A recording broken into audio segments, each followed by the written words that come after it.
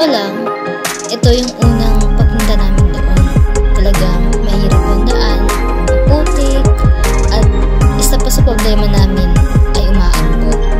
And so, paano nga ba ako nakapag-video na may hawak na payong at saka seatings? Sa totoo lang, mahirap maging isang vlogger, lalo na kung wala kang tagapag-video, walang hawak dun sa camera. Siyempre, sa totoo lang, mahirap din talaga. And so, ngayon, nakikita naman ninyo na yung daanan namin is putik at saka isa talaga sa problema namin din is umaambot. And so guys, ang pinakamasaya na experience ko dito ay ito yung nag-hiking ka na nga, nakapagtanim ka pa, nakikita ka pa ng magandang view. At dito, kailangan natin magdahan-dahan kasi anytime pwede tayong madulas. Dahil ang daan, sobrang napakadelikado at maputik at talagang madulas. Kaya kailangan dito ay pagdahan-dahan.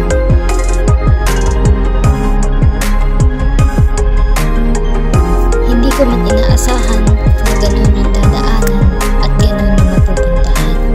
Pero sa totoo lang, sobrang saya, sobrang nakaka-excite. Kasi pagdating mo sa dulo, ay makikita mo kung gaano kaganda ang ating kapaligiran.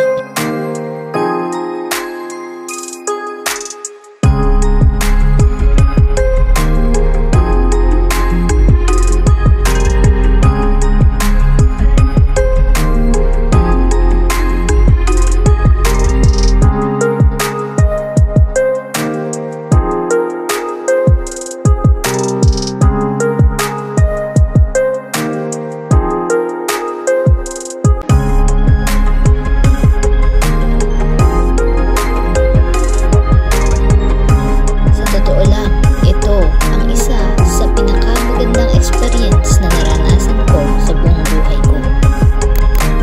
Kung makikita ninyo, sobrang dami nila, sobrang daming tao. Dahil yun yung activity namin dito is magtanim ng mga kahoy.